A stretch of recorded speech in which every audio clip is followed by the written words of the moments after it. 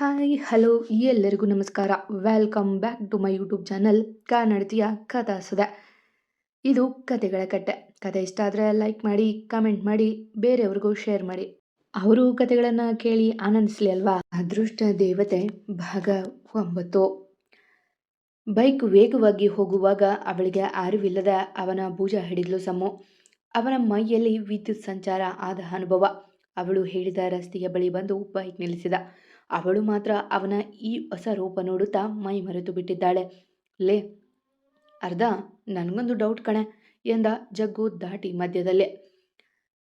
ಯಾವಾಗಲೂ ಅದೇ ಅಲ್ವಾ ನಿಂದು, ಏನು ಹೇಳು ಎಂದು ಕೇಳಿದಾಗ ಅವಳ ಮುಖ ಕನ್ನಡಿಯಲ್ಲಿ ನೋಡುತ್ತಾ, ಅಲ್ವೇ ನೀನು ಇಷ್ಟು ಕುಳ್ಳಿ ಇದೆಯಲ್ಲ, ನಾಳೆ ನಮ್ಮ ಮನೆಯಲ್ಲಿ ಇಟ್ಟಿರೋ ಸಾಸಿವೆ, ಜೀರಿಗೆ, ಉಪ್ಪು ಅಂತ ಎಲ್ಲ ಡಬ್ಬ ಹೇಗೆ ತಗೋತೀಯಾ ಎಂದು ಕೇಳಿದ ಹುಬ್ಬೇರಿಸಿ. ಕ್ಷಣ ಮೈ ಮರೆತಿದ್ದ ಸಮೃದ್ಧಿ, ಹಾಂ ನೀನು ಇರ್ತೀಯಲ್ವಾ ಅದನ್ನು ಮಾಡೋದಕ್ಕೆ, ನಾನು ಕೇಳಿದ್ದು ತೆಗೆದುಕೊಡ್ತಾ ನನ್ನ ಪಕ್ಕದಲ್ಲಿ ಇರುವಂತೆ ಎಂದು ಹೇಳಿದಾಗ ನಕ್ಕು. ಅಂತೂ ನಾನು ಕೊಟ್ಟ ಕೆಲಸದ ಆಫರ್ ಒಪ್ಪಿದೆ ಅನ್ನೋ ಎಂದಾಗ ತಾನೇನು ಹೇಳಿದ್ದು ನೆನಪಾಗಿ, ಹೇ ರಾಕ್ಷಸ, ಸುಮ್ಮನೆ ಬೈಕ್ ಓಡಿಸು ಎಂದು ಅವನ ಬೆನ್ನಿಗೊಂದು ಕೊಟ್ಲು. ಸುಮ್ಮನೆ ಮುಗುಳ್ನಗುತ್ತಾ ಮುಂದೆ ತಿರುಗಿದ. ಮತ್ತೆ ಸಮ್ಮು ಅವನ ಬಗೆಗೆ ಚಿಂತೆ ಮಾಡುತ್ತಾ ಕುಳಿತ್ಲು. ಓಯ್ ಅರ್ಧ, ಏನು ಯೋಚನೆ ಮಾಡ್ತಿದೀಯಾ, ಇಳಿ ಕೆಳಗೆ ಎಂದು ಜಗ್ಗು ಹೇಳಿದಾಗಲೇ ಅವಳಿಗೆ ಇಹದ ಅರಿವಾಗಿದ್ದು. ಸುತ್ತಲೂ ನೋಡಿದ್ಲು. ತನ್ನ ಮನೆಗಿಂತ 2 ಮನೆ ಮುಂದೆ ನಿಲ್ಲಿಸಿದ್ದಾನೆ. ಅಯ್ಯೋ ಬೇಗ ಬಂದು ಬಿಟ್ವಾ ಎಂದು ಕೇಳಿ ಕೆಳಗೆ ಇಳಿದಾಗ ಅವಳ ರೀತಿಗೆ ನಕ್ಕು. ಯಾಕೆ, ಇನ್ನೂ ದೂರ ಹೋಗಬೇಕು, ಏನೋ ಒಂಥರ ಖುಷಿಯಾಗ್ತಿದೆ ಅಲ್ವಾ ಎಂದು ಕೇಳಿದ ಹುಬ್ಬೇರಿಸಿ. ಅವನ ಮಗ ನೋಡುತ್ತಲೇ ಹ್ಞೂ ಎಂದು ಯಾವುದೋ ಮಾಯೆಯಲ್ಲಿ ಹೇಳಿ ನಾಲಿಗೆ ಕಚ್ಚಿಕೊಂಡಳು. ಅವಳ ಆ ರೀತಿಯೂ ಅವನಿಗೆ ಇಷ್ಟವೇ. ಇಲ್ಲ ಹೋಗೋ ರೌಡಿ ಎಂದು ಮೂತಿ ಸ್ವಟ್ಟ ಮಾಡಿ ಮುಂದೆ ನೋಡಿಕೊಂಡು ಬೈಕ್ ಓಡಿಸು, ಅದೇನು ಗಾಡಿ ಓಡಿಸ್ತೀಯೋ ದೇವರೇ ಮೆಚ್ಚಬೇಕು, ಹಂಪೆಲ್ಲ ಹಾರಿಸಿಕೊಂಡು ಎಂದು ಬೇಕೆಂದೇ ನುಡಿದಳು. ಹಾಂ, ಅದಕ್ಕೆ ಅಮ್ಮವರು ವಿಮಾನದಾಗೆ ಕುಳಿತಂಗೆ ಕುಳಿತದ್ದು ಎಂದು ಅವ ಮತ್ತೆ ಅಲ್ಲಿಗೆ ವಾದಕ್ಕೆ ನಿಂತಾಗ ತನ್ನ ಸ್ಥಿತಿ ನೆನೆದು, ಸರಿ ಈಗ ನನಗೆ ಜಗಳ ಮಾಡುವ ಮೂಡಿಲ್ಲ, ಥ್ಯಾಂಕ್ ಯು ಇಲ್ಲಿವರೆಗೂ ಬಿಟ್ಟಿದ್ದಕ್ಕೆ ಎಂದು ಹೇಳಿ ಮುಂದೆ ನಡೆದ್ಲು. ಅವಳು ಹೋಗುವುದು ನೋಡುತ್ತಿದ್ದವ ಏನೋ ನೆನಪಾಗಿ ಅವಳು 4 ಹೆಜ್ಜೆ ಇಡುವಷ್ಟರಲ್ಲೇ, ಹೇ ಅರ್ಧ, 1 ನಿಮಿಷ ಎಂದು ಕೂಗಿದವ ಬೈಕ್ ನಿಲ್ಲಿಸಿ ಓಡಿ ಹೋದ. ಯಾಕೆ ಎಂದು ಅವಳು ನೋಡುವಾಗ, ಇದು ತಗೋ, ಆದರೆ ಹಣ ಕೊಡ್ಬೇಕು ನೋಡು ಎಂದು ಅವಳ ಕೈಗೆ ಏನೋ ತೆಗೆದುಕೊಂಡು ಬಂದು ಅವಳತ್ತ ಚಾಚಿದ. ಅದು ಬೇರೆ ಎಂದು ಅವನ ನೋಡಿ ಗೊಣಗುತ್ತಾ ಕವರ್ ತೆಗೆದು ನೋಡಿದ್ರೆ ಚಾಕ್ಲೇಟ್ ಕೇಕ್.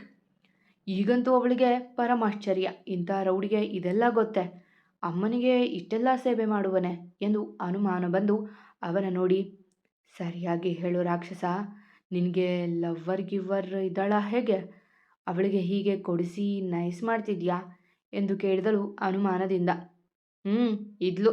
ಇದ್ದಾಳೆ, ಅವಳಿಗೆ ಕೊಡಿಸಿದ್ದು ಇದನ್ನು, ಸರಿಯಾಗಿ ತಿಂದು ರೆಸ್ಟ್ ಮಾಡು ಡಾರ್ಲಿಂಗ್, ನಾಳೆ ಮತ್ತೆ ಪಾರ್ಕಲ್ಲಿ ಮೀಟ್ ಮಾಡೋಣ ಆಯ್ತಾ ಎಂದು ಅವಳತ್ತ ನೋಡಿ ನಡೆದವ ಬೈಕ್ ಏರಿ ಮತ್ತೊಮ್ಮೆ ಅವಳ ನೋಡಲು ಅವನು ಹೇಳಿದ ಮಾತನ್ನೇ ಅರ್ಥ ಮಾಡಿಕೊಳ್ಳುತ್ತಿದ್ದಾಳೆ. ಅಪ್ಪ ಏನಂದವನು ಡಾರ್ಲಿಂಗ್, ಥೂ ಎಂಥ ರೌಡಿ ಸವಾಸ ಇದು, ನಾನೊಂದು ಅವನ ಮಾಯೆಯಲ್ಲಿ ಮನೆಯ ಅಡ್ರೆಸ್ ಹೇಳಿದ್ದೀನಿ, ಪುಣ್ಯ ಮನೆ ಯಾವುದು ತೋರಿಸಲಿಲ್ಲ, ಇಲ್ಲ ಅಂದಿದ್ರೆ ಅಥವಾ ಮನೆಯವರೇನಾದರೂ ಅವನ ನೋಡಿದರೆ ಬದುಕಿದೆ ಇವತ್ತು ಎಂದು ಎದೆಯ ಮೇಲೆ ಕೈ ಇಟ್ಟು ಮನೆಗೆ ಬಂದವಳು ಮೊದಲು ಸ್ನಾನದ ಮನೆಗೆ ಹೊಕ್ಕಳು. ಆದರೆ ಅವಳ ಕರ್ಮಕ್ಕೆ ಅದೇ ದಾರಿಯಲ್ಲಿ ಆಗಷ್ಟೇ ಮನೆಗೆ ಹೋಗುತ್ತಿದ್ದ ಸುಹಾಸ್ ಕಣ್ಣಿಗೆ ಬಿದ್ದು ಬಿಟ್ಟಳು ಅವಳು. ಅಷ್ಟೇ ಅಲ್ಲ, ಅವನು ಡಾರ್ಲಿಂಗ್ ಅಂದಿದ್ದು ಸಹ ಕೇಳಿಬಿಟ್ಟಿತ್ತು ಅವನಿಗೆ. ಹಲ್ಲು ಕಟಕಟಿಸುತ್ತಾ ನಿಂತಿದ್ದ ಅವ ತನ್ನ ಕೋಣಿಯಲ್ಲಿ ಅವಳಿಗಾಗಿ ಕಾಯುತ್ತಾ. ಇತ್ತ ಬೈಕ್ ಓಡಿಸಿಕೊಂಡು ಬಂದ ಜಗ್ಗು ಒಂದೆಡೆ ಬೈಕ್ ನಿಲ್ಲಿಸಿ, ಥೂ ನಾನು ಆ ಅರ್ಧನ ಯಾಕೆ ಬೈಕ್ ಮೇಲೆ ಕೂರಿಸ್ಕೊಂಡೆ, ನನಗೇನು ಹುಚ್ಚ, ಅಮ್ಮ ಒಬ್ಬಳೇ ಇಲ್ಲಿ ಕೂರೋದಕ್ಕೆ ಹಕ್ಕಿರೋದು ಎಂದು ಯೋಚಿಸುತ್ತಾ ನಿಟ್ಟುಸಿರು ಬಿಟ್ಟವ. ಇದ್ದಕ್ಕಿದ್ದಂತೆ ಬಾಡಿದ ಅವಳ ಮುಖ ನೋಡಿದ್ದಕ್ಕಾಗಲಿಲ್ಲ ಯಾಕೆ ನನ್ನ ಕೈಲಿ. ಅವಳು ನರಳಾಡುವಾಗ ನಾನು ಅವಳಿಗೆ ಸಹಾಯ ಮಾಡಬೇಕು ಅಂತ ಯಾಕೆ ಅನ್ನಿಸ್ತು. ಛೇ, ಏನಾಗಿದೆ ನನಗೆ, ಒಳ್ಳೆ ಹುಡುಗಿನೇ, ಪಾರ್ಕಲ್ಲಿ ಏನು ಮಾಡ್ತಾರೆ ಅಂತ ಗೊತ್ತಿರದ ಹುಡುಗಿ ಎಂದು ನಕ್ಕು. ಸದ್ಯ ಹೇಗೋ ಬಚಾವಾಗಿ ಬಂದೆ, ಆದರೂ ಡಾರ್ಲಿಂಗ್ ಸಹ ಚೆನ್ನಾಗಿದೆ, ಆ ಹುಡುಗಿಗೆ ಎಲ್ಲ ಸರಿ ಹೋಗುತ್ತಲ್ಲ ನನ್ನ ಡಾರ್ಲಿಂಗ್ ಎಂದು ಒಬ್ಬನೇ ನಗುತ್ತಾ ಮತ್ತೆ ಪಾರ್ಕ್ ಬಳಿ ನಡೆದ. ಜಗ್ಗು ಒಂದು ಹುಡುಗಿಯ ಜೊತೆ ಹೋಗಿದ್ದು, ಅವಳನ್ನು ಹೊತ್ತುಕೊಂಡಿದ್ದು ಎಲ್ಲವ ಕೇಳಿದ ದಾದ ಹಲ್ಲು ಕಡಿಯುತ್ತಿದ್ದ. ಹೌದಾ, ತುಂಬ ಮುಂದುವರೆದಿದ್ದಾನೆ ಅವನು. ಈ ಬಾರಿ ಈ ಡೀಲ್ ಯಾವುದೇ ಕಾರಣಕ್ಕೂ ಮಿಸ್ ಆಗೋದಿಲ್ಲ. ನಾನು ಕೊಡುವ ಡ್ರಗ್ ತೆಗೆದುಕೊಂಡು ಅವನು ಆಂಧ್ರ ಪ್ರದೇಶಕ್ಕೆ ಹೋಗ್ತಾನೆ. ನಮ್ಮ ಪ್ಲಾನ್ ಪ್ರಕಾರ ಪೊಲೀಸ್ ಅವನ ಹಿಡಿತಾರೆ. ಆಗ ಅವನನ್ನು ಬಿಡಿಸೋಕೆ ಯಾರ ಕೈಲೂ ಆಗೋದಿಲ್ಲ. ಆ ಸೀತಾ ನರಳಬೇಕು. ಕೊನೆಗೆ ಬಂದು ನನ್ನ ಕಾಲು ಹಿಡಿಬೇಕು ಎಂದು ಜೋರಾಗಿ ನಗುತ್ತಾ, ಹ್ಞೂ, ಬಂದೇ ಬರ್ತಾಳೆ. ಮಗನನ್ನು ಸಾಕೋದಿಕ್ಕೆ ನನ್ನ ಬಳಿ ಬರಲಿಲ್ಲ ಅವಳು. ನಾನು ಅವಳ ಮಗನನ್ನೇ ನನ್ನ ಬಳಿ ಎಳೆದುಕೊಂಡೆ. ಈಗ ಈ ಕೇಸ್ ಯಾರೂ ತಗೊಳ್ಳೋದಿಲ್ಲ. ಅವಳನ್ನು ನನ್ನ ಹಾಸಿಗೆಗೆ ಕರೀತೀನಿ. ಇಷ್ಟು ವರ್ಷದ ನನ್ನ ಆಸೆ ತೀರಿಸಿಕೊಳ್ತೀನಿ. ಕೊನೆಗೆ ಆ ದಡ್ಡನ್ನು ಬಿಡಿಸಿ ದೊಡ್ಡವನಾಗ್ತೀನಿ. ಅಲ್ಲಿಗೆ ಎಲ್ಲವೂ ನನ್ನಂತೆ, ನನ್ನ ಕೈಯಲ್ಲಿ ಎಲ್ಲ ನಾನು ಅಂದುಕೊಂಡಂತೆ ಎಂದು ಜೋರಾಗಿ ನಗುತ್ತಿದ್ದ ದಾದಾ ತನ್ನ ಕೆಟ್ಟ ಯೋಚನೆ ಹೇಳುತ್ತಾ, ಆದರೆ ಎಲ್ಲ ಅವನಂದುಕೊಂಡಂತೆ ಆಗುವುದಾದರೆ ದೇವರು ನೋಡುತ್ತಾ ಕುಳಿತಿರುವನೇ. ಅವನ ಪಾಲಿನ ಅದೃಷ್ಟ ದೇವತೆ ಅದಾಗಲೇ ಅವನ ಬಾಳಿಗೆ ಬಂದಾಗಿತ್ತು. ಖುಷಿಯಲ್ಲಿ ಸ್ನಾನ ಮುಗಿಸಿ ಅಡುಗೆ ಮನೆ ಸೇರಿದ್ಲು ಸಮೃದ್ಧಿ. ಎಂದಿಗಿಂತ ತುಸು ಖುಷಿಯಲ್ಲೇ ಅಡುಗೆ ಕೆಲಸ ಮಾಡುತ್ತಿದ್ಲು ಎಂದು ಅದನ್ನು ಸುಹಾಸ್ ಸಹ ಗಮನಿಸಿದ. ಚಿಕ್ಕಪ್ಪ, ಶ್ರೇಯನ ಮದುವೆ ಆದಮೇಲೆ ಸಮೃದ್ಧಿಗೂ ಮಾಡಬೇಕು ಅಲ್ವಾ? ಸುಮ್ಮನೆ ಸಮಯ ಹಾಳು ಮಾಡೋದು. ಬೇಗ ಹುಡುಗನ ಹುಡುಕಕ್ಕೆ ಶುರು ಮಾಡೋಣ ಎಂದು ಊಟ ಮಾಡುವಾಗ ಹೇಳಿದ ಸುಹಾಸ್. ಅವನ ಮಾತಿನಿಂದ ರಾಘವೇಂದ್ರ ಒಬ್ಬರಿಗೆ ಖುಷಿಯಾಗಿದ್ದು, ಉಳಿದವರಿಗೆ ಕೆಲಸದವಳು ಕಡಿಮೆ ಆಗುವ ಕಹಿ. ಸುಹಾಸ್, ನೀನು ಈ ಮಾತು ಹೇಳ್ತಿದೀಯಾ? ತುಂಬ ಖುಷಿಯಾಗ್ತಿದೆ ಕಣೋ. ಖಂಡಿತ. ಹೇಗಿದ್ರೂ ಇನ್ನೊಂದು ಸೆಮ್ಮಿದೆ. ಅಷ್ಟರಲ್ಲಿ ಅವಳು ಓದು ಮುಗಿಸ್ತಾಳೆ. ನಾವು ಒಳ್ಳೆ ಹುಡುಗನನ್ನು ಹುಡುಕ್ಬೋದು ಎಂದು ಹೇಳಿದರು ರಾಘವೇಂದ್ರ. ಈ ಅನಿಷ್ಟ ನೋಡಿ ಒಪ್ಪೋದೇ ದೊಡ್ಡದು. ಅದರಲ್ಲಿ ಒಳ್ಳೆ ಹುಡುಗ ಬೇರೆ ಒಪ್ತಾನೆ ಎಂದು ಮೂತಿ ತಿರುವಿದ್ರು ಸುವರ್ಣ. ಅದೇ ಮತ್ತೆ, ನನ್ನ ಮಗಳು ಮಾಡಿರುವಷ್ಟು ಅದೃಷ್ಟ ಅವಳು ಮಾಡಿರ್ಬೇಕಲ್ವಾ ಎಂದು ತಾವು ಕೊಂಕು ನುಡಿದ್ರು ಸುಮಾ. ಯಾವ ಹುಡುಗನಾದರೂ ಪರವಾಗಿಲ್ಲ, ನಮ್ಮ ಜಾತಿ ಆಗಿದ್ದು ಇವಳನ್ನ ಮದುವೆ ಆಗ್ತೀನಿ ಅಂದರೆ ಮದುವೆ ಮಾಡಿ ತಳ್ಳಿ ಬಿಡೋದೇ ಅಷ್ಟೆ ಎಂದು ತಾವು ಹೇಳಿದರು ಅಜ್ಜಿ. ಹಾಂ, ಅದಕ್ಕೇನು, ಯಾರಾದರೂ ವಯಸ್ಸಾಗಿರೋರು, ಹೆಂಡತಿ ಬಿಟ್ಟಿರೋರು ಇದ್ದೇ ಇರ್ತಾರೆ. ನೋಡಿ ಕಟ್ಟೋಣ. ಇನ್ನೇನು, ಮುಂದಿನ ತಿಂಗಳೇ ನಮ್ಮ ಶ್ರೇಯ ಮದುವೆ. ಆಮೇಲೆ ಇವಳನ್ನ ಮದುವೆ ಮಾಡಿ ತಳ್ಳಿ ಬಿಟ್ಟರೆ ಆಯಿತು ಎಂದರು ಸದಾನಂದ್. ಎಲ್ಲರೂ ತಲೆಗೊಂದು ಮಾತನಾಡುತ್ತಿದ್ದರು. ತಲೆ ತಗ್ಗಿಸಿ ನಿಂತಿದ್ಲು ಸಮೃದ್ಧಿ. ಅವಳ ಮನದ ಆಸೆ ಅವಳಿಗೆ ಗೊತ್ತು. ಹೇಳಿದ್ರೂ ಅವರು ಕೇಳುವುದಿಲ್ಲ ಎಂದು ಗೊತ್ತೇ ಇದೆ ಅವಳಿಗೆ.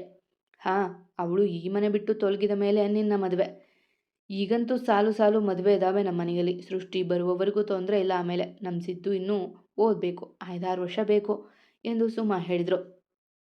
ಅಮ್ಮ, ಮೊದಲು ಈ ಇಬ್ಬರ ಮದುವೆ ಮಾಡೋದು ನೋಡೋಣ, ಆಮೇಲೆ ಉಳಿದಿದ್ದು ಎಂದು ಕೈ ತೊಳೆದು ನಡೆದ ಸುಹಾಸ್. ನಂತರ ಒಬ್ಬೊಬ್ಬರೇ ಊಟ ಮುಗಿಸಿದ್ರು. ರಾಜೇಶ, ಮೊನ್ನೆ ಶ್ರೇಯಾಗೆ ಹುಡುಗನ ತೋರಿಸಿದ ಬ್ರೋಕರ್ಗೆ ಫೋನ್ ಮಾಡು. ವಿಷಯ ಹೀಗಿದೆ, ಒಪ್ಪಿ ಯಾರಾದರೂ ಬಂದರೆ ಮದುವೆ ಮಾಡೋಣ ಎಂದು ಹೇಳಿ ಕೈ ತೊಳೆದು ನಡೆದರು ರತ್ನಾಜ್ಜಿ. ಎಲ್ಲರೂ ಅಲ್ಲಿಂದ ಹೋದ ಮೇಲೆ ಅದ್ಯಾಕೋ ಊಟ ಸೇರಲಿಲ್ಲ ಅವಳಿಗೆ. ಹಾಗೆ ಅವಳು ಸಹ ಬರಲೇ ಇಲ್ಲ. ಸುಮ್ಮನೆ 2 ತುತ್ತು ತಿಂದು ಎದ್ದವಳಿಗೆ ಅಣ್ಣ ಅರ್ಧ ಊಟ ಮಾಡಿದ್ದು ನೆನಪಾಗಿ ಒಂದು ದೊಡ್ಡ ಲೋಟದ ತುಂಬ ಹಾಲು ತೆಗೆದುಕೊಂಡು ಅದಕ್ಕೆ ಡ್ರೈ ಫ್ರೂಟ್ಸ್ ಹಾಕಿಕೊಂಡು ನಡೆದಳು. ಅಣ್ಣ, ಒಳಗೆ ಬರಲ್ಲ ಎಂದು ಕೇಳಿದ್ಲು ಆಚೆಗೆ ನಿಂತು. ಬಿಟ್ಟು ಹೋದ ಹುಡುಗಿಯ ಫೋಟೋ ನೋಡುತ್ತಾ ಕುಳಿತಿದ್ದವ ಫೋಟೋ ತೆಗೆದಿಟ್ಟು, ಅಣ್ಣ ಹಾಲು ಎಂದು ಕಪ್ ಹಿಡಿದವಳ ಮುಖ ನೋಡಿ ಕಪ್ ತೆಗೆದುಕೊಂಡ ಸುಹಾಸ್. ಯಾಕೆ ಇದು ಎಂದು ಹುಬ್ಬೇರಿಸಿ ಕೇಳಿ ಗುಟುಕೇರಿಸಿದ. ಅದು ನೀನು ಸರಿಯಾಗಿ ಊಟ ಮಾಡಲಿಲ್ಲ ಅಲ್ಲ, ಅದಕ್ಕೆ. ಬರ್ತೀನಿ, ಗುಡ್ ನೈಟ್ ಅಣ್ಣ ಎಂದು ಹೊರಡಲು ಮುಂದಾದವಳ ನೋಡಿ, ಯಾಕೋ ಏನೋ ತುಂಬ ಖುಷಿಯಾಗಿದೆಯಾ ಎಂದ ಬೇಕೆಂದ. ಅವನ ಮಾತು ಕೇಳಿ ತಿರುಗಿ ನೋಡಿದ್ಲು. ಹಾಗೇನಿಲ್ಲ ಅಣ್ಣ ಎಂದಳು ಗೊಂದಲದಲ್ಲೇ. ಮೊದಲ ಬಾರಿ ವಿಚಾರಿಸುತ್ತಿದ್ದಾನಲ್ಲ, ಅವನ ಮುಖದಲ್ಲಿ ಮಾತಿನಲ್ಲಿ ಬರೀ ವ್ಯಂಗ್ಯ ಇತ್ತಲ್ಲ. ಹೌದು ಮತ್ತೆ, ಹುಡುಗ ಮನೆಯವರೆಗೂ ಡ್ರಾಪ್ ಮಾಡಿ ಟೇಕ್ ಕೇರ್ ಬೈ ಡಾರ್ಲಿಂಗ್ ಅಂತ ಹೇಳಿ ಹೋದ್ಮೇಲೆ ಖುಷಿ ಇರಲೇಬೇಕು ಅಲ್ವಾ? ಅನಿಷ್ಟ ಅನ್ನುವವರ ಮಧ್ಯೆ ಒಬ್ಬ ಡಾರ್ಲಿಂಗ್ ಅನ್ನುವವನು ಬಂದಿದ್ದಾನೆ ಮತ್ತೆ ಎಂದು ಹೇಳಿದಾಗ ಭಯಕ್ಕೆ ಕೈ ನಡುಗಿತು ಸಮ್ಮುವಿಗೆ. ಮಾತಾಡು, ಏನು ಲವ್ವಾ ಎಂದು ಕೇಳಿದ ಅವಳನ್ನೇ ದಿಟ್ಟಿಸಿ. ಅವನು ತನ್ನನ್ನು ತಪ್ಪು ತಿಳಿದಿದ್ದಾನೆ ಎಂದು ಅರಿತು, ಇಲ್ಲ ಅಣ್ಣ, ಅದು ಅದು ತುಂಬ ಆಯಾಸ ಆಗಿತ್ತು, ಅದಕ್ಕೆ ಡ್ರಾಪ್ ತಗೊಂಡೆ ಅಷ್ಟೆ ಎಂದಳು ನಡುಗುವ ಸ್ವರದಿಂದ. ಹೋ, ಡ್ರಾಪ್ ಕೊಟ್ಟವರು ಡಾರ್ಲಿಂಗ್ ಅಂತಾರೇನು? ನನಗೆ ಇದೇ ಮೊದಲು ಗೊತ್ತಾಗಿದ್ದು. ನನ್ನ ಕಿವಿ ಮೇಲೆ ಹೂವಿನ ಬೊಕ್ಕೆ ಇಡೋದಕ್ಕೆ ಟ್ರೈ ಮಾಡ್ತಿದೀಯಾ ಎಂದು ಕೇಳಿದ ಕೋಪದಿಂದ.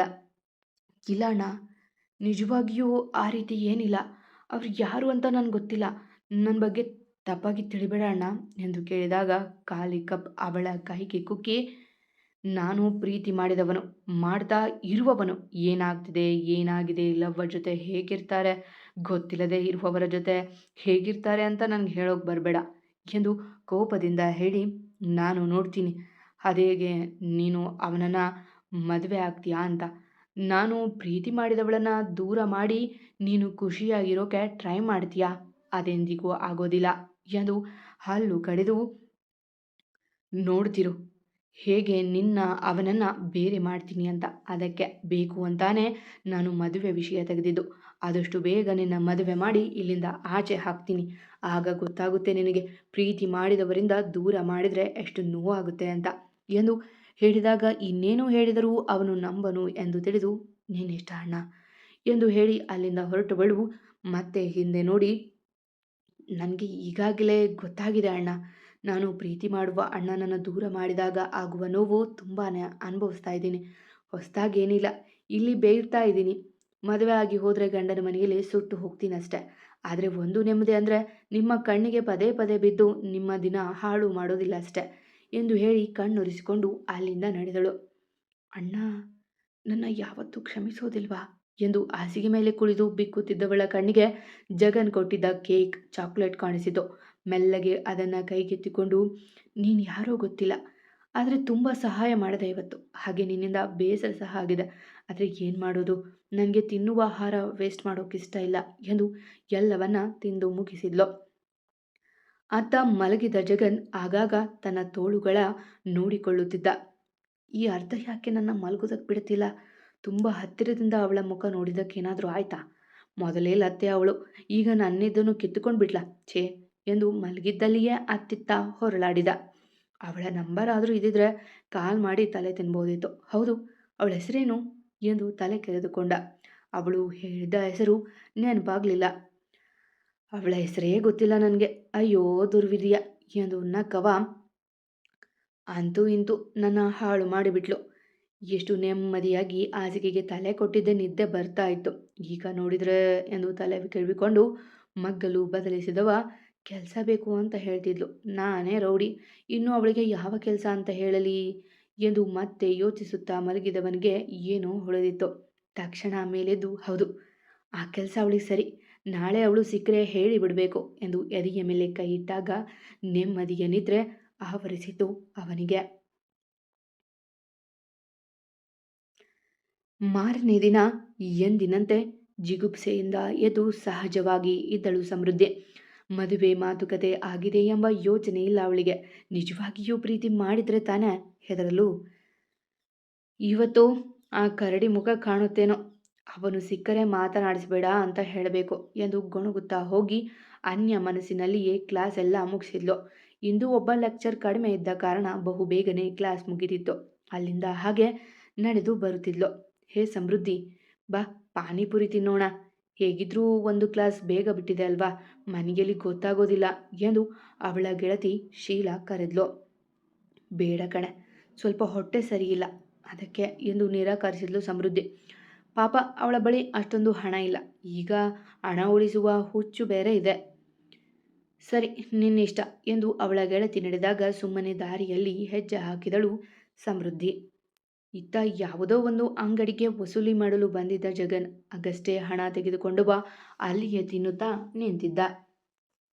ಅಣ್ಣ, ಏನೇ ಹೇಳು, ವಸೂಲಿ ಮಾಡೋಕೆ ಬಂದಾಗ ನಮಗೆ ಫ್ರೀಯಾಗಿ ಕೊಡ್ತಾರೆ ನೋಡು, ತಿನ್ನೋಕೆ ಭಾಳ ಚಂದಿರುತ್ತೆ ಎಂದು ಚಪ್ಪರಿಸಿ ತೆಂದ ಗೋಪಿ. ಇದೆಲ್ಲ ಏನು ಬಾರೋ, ಆ ಮೂಲೆಯಲ್ಲಿ ಅಂಗಡಿ ಇಟ್ಕೊಂಡಿದ್ದಾನಲ್ಲ ಸುರೇಶ, ಎಗ್ ರೈಸ್ ಗೋಬಿ ಸರಿಯಾಗಿ ವ್ಯಾಪಾರ ಆಗ್ತಿದೆ, ಅಲ್ಲಿ ಸರಿ ತಿಂದು ಬರೋಣ ಬಾ ಎಂದು ಅವನ ಹೆಗಲ ಮೇಲೆ ಕೈ ಹಾಕಿ ನಡೆದ ಜಗನ್. ಹಾ ದನಗಳ ಮೈ ಬಗ್ಗಿಸಿ ದುಡಿಯೋದು ಬಿಟ್ಟು ಹೋಗ್ತಿರೋದು ನೋಡು ಎಂದು ಗೊಣಗಿಕೊಂಡ ಆ ಅಂಗಡಿಯವ. ಈತ ಅಷ್ಟೇ ಗೋಬಿ ತಿನ್ನುತ್ತಿದ್ದ ಜಗನ್ ಕಣ್ಣಿಗೆ ಬಿದ್ದಳು ಸಮ್ಮು. ಅವಳ ನೋಡಿದ್ದೆ, ಏಯ್ ಒಂದು ಪ್ಲೇಟ್ ಗೋಬಿ ಹಾಗೆ ಪಕ್ಕದ ಅಂಗಡಿಯಲ್ಲಿ ಮಸಾಲೆ ಪೂರಿ ಹಾಕಿಸ್ಕೊಂಡು ಬಾ ಎಂದು ಹೇಳಿ ಓಡಿ ಹೋದ ಅವಳ ಬಳಿಗೆ. ಏ ಅರ್ಧ, ನಾನೆಲ್ಲೇ ಹೋದರೂ ನನ್ನ ಫಾಲೋ ಮಾಡ್ತಿದೀಯಲ್ಲೇ ಎಂದ ಹುಬ್ಬೇರಿಸಿ. ಅವನ ನೋಡಿದ್ದೆ ನಿನ್ನೆ ಅಣ್ಣ ಅಂದ ಮಾತುಗಳ ನೆನಪಾಗಿ, ನಿನ್ನ ಜೊತೆ ಮಾತಾಡೋದಕ್ಕಿಷ್ಟ ಇಲ್ಲ, ಸುಮ್ಮನೆ ಹೋದರೆ ಸರಿ ಎಂದು ಸಮ್ಮು ಮುಂದೆ ಹೋಗಲು ನೋಡಿದಾಗ ಅವಳ ಕೈ ಹಿಡಿದು, ಯಾಕೆ ನಿನ್ನೆ ಅಷ್ಟೇ ಚೆನ್ನಾಗಿದ್ದೆ, ಇವತ್ತೇನಾಯ್ತು ನಿನಗೆ ಎಂದ ಅವಳ ಕೈಯಲ್ಲಿದ್ದ ಫೋನ್ ಕಿತ್ತುಕೊಂಡು. ಏನೇ ಇದು, ಈಗಿನ ಕಾಲದ ಚಿಕ್ಕ ಮಕ್ಕಳ ಕೈಯಲ್ಲಿ ಸಹ ಸೇಬು ಹಣ್ಣಿನ ಫೋನ್ ಇರುತ್ತೆ, ನೀನು ನೋಡಿದರೆ ಅನಾನಸ್ ಹಣ್ಣಿನ ಥರ ಅಲ್ಲಲ್ಲಿ ಹೊಡೆದು ಹೋಗಿರೋ ಫೋನ್ ಹಿಡಿದುಕೊಂಡಿದೀಯಾ. ನಿನ್ನ ದಯೆಯಿಂದ ಇದಕ್ಕೂ ಲತ್ತೆ ಹೊಡಿಸಿದ್ಯಾ ಹೇಗೆ ಎಂದು ನಕ್ಕ. ಒಂದು ಫೋನ್ ಎಷ್ಟೊಂದು ಡ್ಯಾಮೇಜ್ ಆಗಿತ್ತಲ್ಲ, ಅದರಲ್ಲಿ ತನ್ನ ನಂಬರ್ ಒತ್ತಿ ಡಯಲ್ ಮಾಡಿದವ. ಹೌದು, ನಿನ್ನ ಹೆಸರನ್ನು ಏನಂತ ಸೇವ್ ಮಾಡೋದು? ನಿನ್ನ ಹೆಸರೇನು ಎಂದು ಅವಳ ಬಳಿ ಬಾಗಿ ಕೇಳಿದಾಗ ಕಣ್ಣು ಕೆಕ್ಕರಿಸಿ ಅವನನ್ನೇ ನೋಡಿದ್ಲು ಸಮೃದ್ಧಿ. ಹೇಳೆ, ನಿನ್ನ ಹೆಸರೇನು ಅಂದೆ ಎಂದು ಹೇಳಿದಾಗ ಅವನನ್ನು ನೋಡದೆ ಮುಖ ತಿರುಗಿಸಿ ಸಮೃದ್ಧಿ ಎಂದು ಹೇಳಿದ್ದೆ ಜೋರಾಗಿ ನಗತೊಡಗಿದ ಜಗನ್. ಮತ್ತೆ ಸಿಗುವ. ಕತೆ ಇಷ್ಟ ಆಗ್ತಿದ್ರೆ ಕಮೆಂಟ್ ಹಾಕಿ, ಜಾಸ್ತಿ ಇಷ್ಟ ಆದರೆ ಸಬ್ಸ್ಕ್ರೈಬ್ ಮಾಡ್ಕೊಳ್ಳಿ. ಎಂದಿನಂತೆ ನಿಮ್ಮ ಪ್ರೀತಿ ಕಮೆಂಟ್ ಪ್ರೋತ್ಸಾಹದ ನಿರೀಕ್ಷೆಯಲ್ಲಿ ನಾನು ನಿಮ್ಮ ಪ್ರೀತಿಯ ರೂಪಕ ನಡತೆ.